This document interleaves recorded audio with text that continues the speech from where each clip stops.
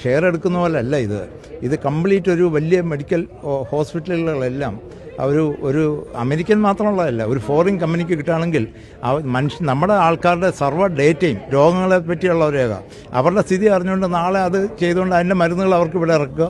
മനസ്സിലായില്ലേ? അവരുടെ കയ്യിലാണ് കൊടുക്കുന്ന മരുന്നുകൾ ഉൾപ്പെടെയുള്ളത്. അതുമാത്രമല്ല, ഇതെല്ലാം ഈ നേരത്തെ സൂചിപ്പിച്ച പോലെ ഇവരൊന്നും നമ്മുടെ ആരോഗ്യസ്ഥിതി നന്നാക്കാനല്ല വരുന്നത്.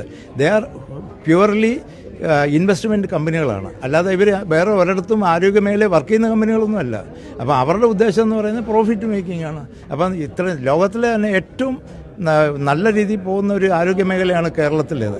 കാരണം ഈ അമേരിക്കയിൽ കിട്ടുന്ന ഒരു ഫെസിലിറ്റി അതിൻ്റെ ഒരു 500-ലൊന്നോ അല്ലെങ്കിൽ 200-ലൊന്നോ ചിലവിനാണ് നമുക്ക് കേരളത്തിലൊരു ഫെസിലിറ്റി കിട്ടുന്നത്. ഇതുപോലും കിട്ടത്തില്ല. അവിടെ അമേരിക്കയിലോ UK-ലോ എല്ലാം നമുക്കറിയാം, ഒരു സ്പെഷ്യലിസ്റ്റ് ഡോക്ടറെ അല്ലോ ജനറൽ ഡോക്ടറെ കാണാൻ പോലും ആഴ്ചകളോ മാസങ്ങളോ കാത്തിരിക്കുകയാണ്.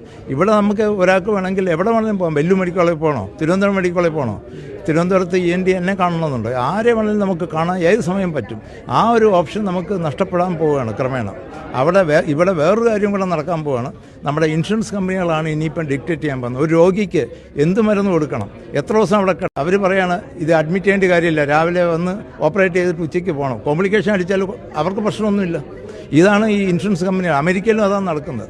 അപ്പം നമ്മൾ ഇൻഷുറൻസ് ഇല്ലാതെ ഹൈ പ്രീമിയത്തിൽ എടുക്കാതെ ചികിത്സ പോലും കിട്ടാത്തൊരവസരത്തിലോട്ടാണ് പോകുന്നത്. ഇത് ഭയങ്കര ഒരു അസ്വസ്ഥത ഉണ്ടാക്കുന്ന ഒരു കാര്യമാണ്. അത് തീർച്ചയായിട്ടും ഗവൺമെൻറ് അത് വീണ്ടും പരിഗണിക്കണമെന്നാണ് ഞങ്ങളുടെ ഇന്ത്യൻ മെഡിക്കൽ അസോസിയേഷൻ്റെ ഒപ്പീനിയൻ. കാരണം ഇത് 100% ഇൻവെസ്റ്റ്മെൻറ്റ് ആരോഗ്യ മേഖലയിൽ കൊടുക്കുക എന്ന് പറയുന്നത് തീർച്ചയായിട്ടും ചൈനയിൽ പോയൊരു ആശുപത്രി ആർക്കെങ്കിലും ചെയ്യാൻ പറ്റുമോ? പറ്റില്ല. അത് അവിടുത്തെ ആരാണ് ചെയ്യുന്നത്. അപ്പോൾ അതാണ് ഞങ്ങളുടെ എല്ലാം.